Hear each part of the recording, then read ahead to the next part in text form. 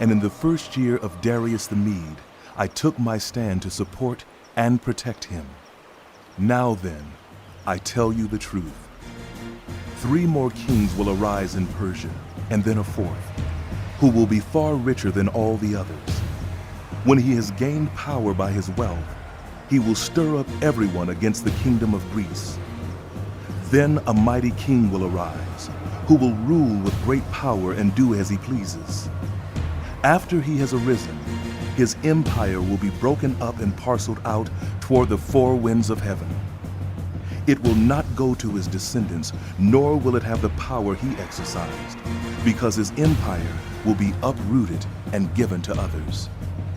The king of the south will become strong, but one of his commanders will become even stronger than he and will rule his own kingdom with great power. After some years, they will become allies. The daughter of the king of the south will go to the king of the north to make an alliance, but she will not retain her power, and he and his power will not last. In those days she will be betrayed, together with her royal escort and her father and the one who supported her. One from her family line will arise to take her place. He will attack the forces of the king of the north and enter his fortress. He will fight against them and be victorious. He will also seize their gods, their metal images, and their valuable articles of silver and gold and carry them off to Egypt. For some years he will leave the king of the north alone. Then the king of the north will invade the realm of the king of the south, but will retreat to his own country. His sons will prepare for war and assemble a great army, which will sweep on like an irresistible flood and carry the battle as far as his fortress. Then the king of the south will march out in a rage and fight against the king of the north, who will raise a large army, but it will be defeated. When the army is carried off, the king of the south will be filled with pride and will slaughter many thousands, yet he will not remain triumphant. For the king of the north will muster another army, larger than the first, and after several years, he will advance with a huge army fully equipped. In those times, many will rise against the king of the south. Those who are violent among your own people will rebel in fulfillment of the vision, but without success. Then the king of the north will come and build up siege ramps and will capture a fortified city. The forces of the south will be powerless to resist. Even their best troops will not have the strength to stand. The invader will do as he pleases. No one will be able to stand against him. He will establish himself in the beautiful land and will have the power to destroy it. He will determine to come with the might of his entire kingdom and will make an alliance with the king of the south.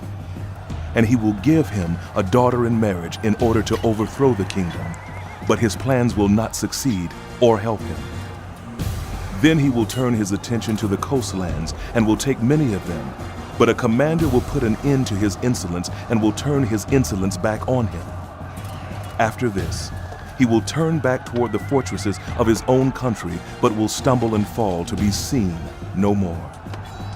His successor will send out a tax collector to maintain the royal splendor. In a few years, however, he will be destroyed, yet not in anger or in battle.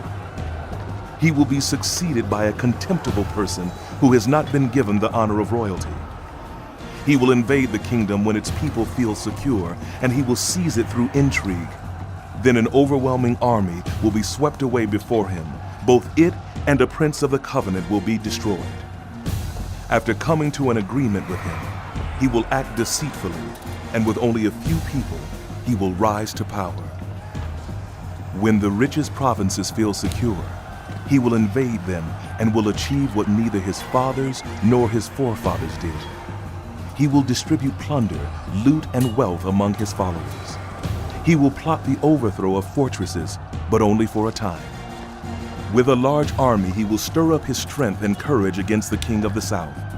The king of the south will wage war with a large and very powerful army, but he will not be able to stand because of the plots devised against him.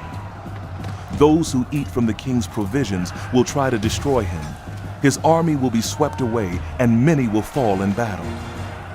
The 2 kings, with their hearts bent on evil, will sit at the same table and lie to each other, but to no avail, because an end will still come at the appointed time.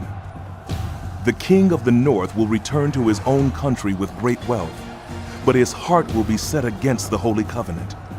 He will take action against it and then return to his own country. At the appointed time, he will invade the south again, but this time, the outcome will be different from what it was before. Ships of the western coastlands will oppose him, and he will lose heart. Then he will turn back and vent his fury against the Holy Covenant. He will return and show favor to those who forsake the Holy Covenant. His armed forces will rise up to desecrate the temple fortress and will abolish the daily sacrifice. Then they will set up the abomination that causes desolation. With flattery, he will corrupt those who have violated the covenant. But the people who know their God will firmly resist him. Those who are wise will instruct many, though for a time they will fall by the sword, or be burned, or captured, or plundered. When they fall, they will receive a little help, and many who are not sincere will join them. Some of the wise will stumble, so that they may be refined, purified, and made spotless until the time of the end. For it will still come at the appointed time. The king will do as he pleases. He will exalt and magnify himself above every god, and will say unheard of things against the God of gods. He will be successful until the time of wrath is completed, for what has been determined must take place. He will show no regard for the gods of his ancestors, or for the one desired by women, nor will he regard any god, but will exalt himself above them all. Instead of them, he will honor a god of fortresses. A god unknown to his ancestors he will honor with gold and silver, with precious stones and costly gifts. He will attack the mightiest fortresses with the help of a foreign god, and will greatly honor those who acknowledge him.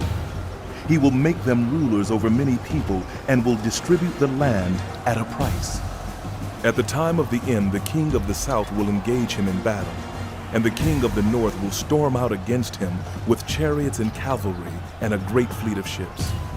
He will invade many countries and sweep through them like a flood. He will also invade the beautiful land. Many countries will fall, but Edom, Moab, and the leaders of Ammon will be delivered from his hand. He will extend his power over many countries. Egypt will not escape.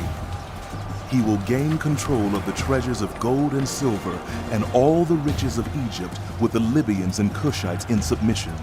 But reports from the east and the north will alarm him, and he will set out in a great rage to destroy and annihilate many.